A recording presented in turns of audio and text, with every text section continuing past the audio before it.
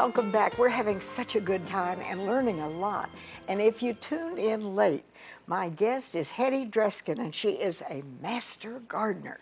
And Hetty, this is precious. I love this. And look, you have something in there for everybody. Here's a shamrock. So you have St. Patrick's Day. I'm a little late on that, yeah. Oh, that's okay. That's okay. St. Patrick wouldn't mind that. St. It's Patrick would be beautiful. happy. Thank you. And this little basket, you've lined it with plastic. With just a plastic plant saucer that you would put down to protect your whatever, your furniture or your other pots or your decorative pots. There's a forced hydrangea. Hydrangeas, of course, don't bloom quite this early, but this one was grown in a greenhouse and forced for early bloom, just so you can have color. It's lived in my house since maybe January, and it doesn't really want to be there anymore. But it's a little too chilly to put it out since. So this is each one individually put in here, and right. You've lined it with plastic, and then just put a little bit of sphagnum moss around the edge, just to soften the edge, and so you don't see the tops of the pots. And it brings the container together, and it moves everything up and into the middle of the container.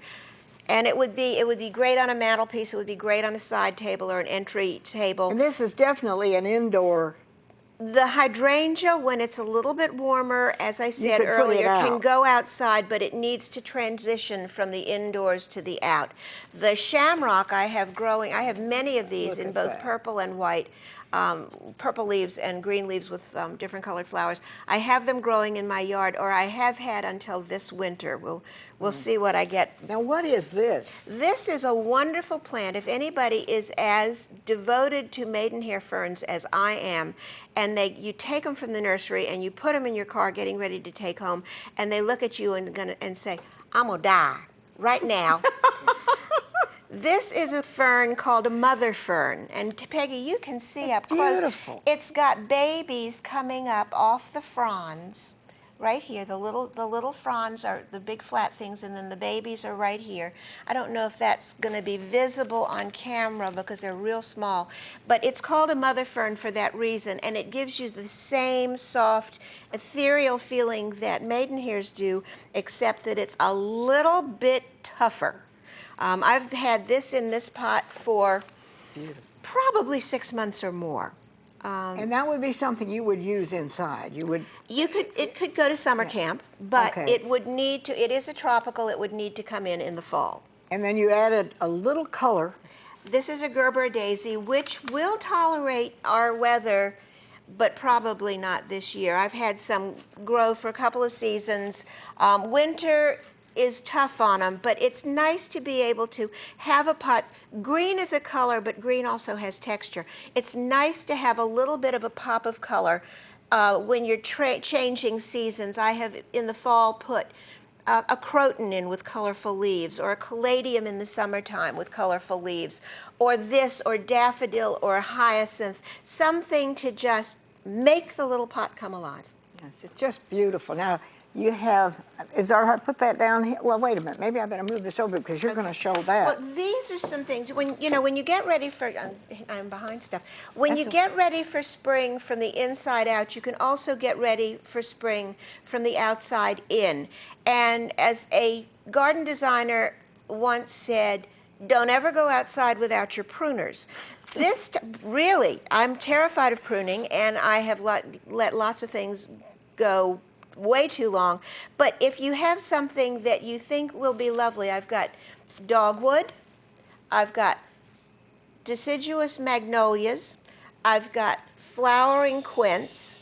Oh, I love that. I've got a little Japanese maple seedling. I did not get the roots on this one, but I just wanted to give you some idea of what you could do. I've got a wonderful plant with a little yellow bloom called Caria. It is a spring bloomer, but it will bloom sporadically throughout the summer. And I also have the Chinese snowball viburnum, which are charming little things. They look a little bit like broccoli, and then they turn kind of green when the flowers open, and then the flowers open wider and green and white.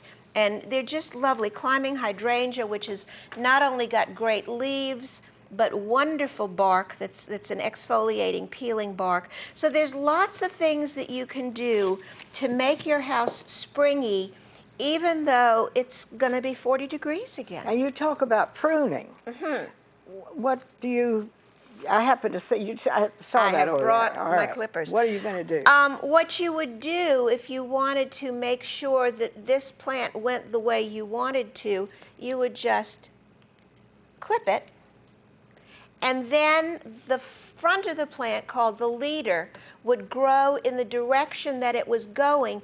But if this leader was facing into the plant, it would cause a problem ultimately by crossing branches and rubbing. So what you want to do when you prune is make sure that the plant goes in the direction that you want it to. As I have said on many occasions, you're smarter than the plant. It'll give you a fight. Sometimes it'll give you a run for your money, but you are smarter than it is. And you can make that plant go the way you want to. And I'm going to just prune another one right here, which has got some blooms on it. The nice thing about, I'm going to give you a fun little number of things then when we're done.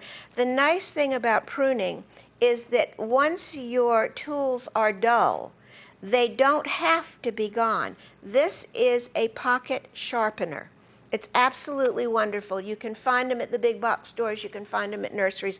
And all you need to do on the sharp side of your pruner, be it a hand pruner or a bigger one, is just go across the sharpened edge, the cutting edge, and give it an extra little bit of sharp. And this is a sad little pruner, unfortunately, but it does the job once you've got it nice and sharp. And you can take this with you, keep it in your pocket with your pruner when you go out in your yard. All right. So now is the time to sort of Yeah. plan and prune and... Well, this has been a really crazy winter. This has been, All usually over, what I would, everywhere. pretty Yeah. rough. I would normally be fertilizing at this point and pruning like crazy. And You want to wait a little bit. I wouldn't. Okay. I don't think waiting for a short period of time would be a bad thing, depending on the way the weather goes, because, we may go from 45 next week to 92 the week after. Who knows? So just be judicious with your plants. Don't take too much. If it's unsightly, if it's got some really fried winter leaves, take those. Wait. I have a beautiful bay tree. It's 9 feet tall. It's been in a pot for way too long. Every single leaf except for one branch is a crispy critter. It's tan. They will all fall off. I'm not going to touch it until I see, because the branches of the plant are fine. I'm going to wait to see what comes out of those branches. And I will prune ahead of that. Well, there's so much to learn. I'm going to put this is beautiful. Thank you. How lovely. And that is something anybody can do. I mean, that's not complicated. No. Just have a little basket and line it with plastic, and then the main thing is to buy plants where you have a little advice, a little help, That would help, yes. so that you don't spend your money and it just dies. Well, I had a tragic experience the other day. I bought some basil at the grocery store, because I always buy my basil in little pots in the grocery store, because sometimes they're less expensive than nurseries, and they immediately came home and said, I'm dead. They died. Huh? So they will become, because they damped off, there was too much water in the soil, because they are not pest-ridden or diseased, they are going into my compost pile. So you'd advise anybody to have, and you can have one just with your kitchen peelings and so forth, and keep it. You could even keep it Under the sink, under the sink, in a yeah. closed container. Okay. You can get fancy containers, you can get plastic 5-gallon buckets. Just put it away, out of the way, and hold on to it until it turns into some really good soil. And then that helps, because our soil is not the greatest here. Is it? With that red clay. There's a wonderful book, I don't remember the author name, called Let It Rot, which is all about composting.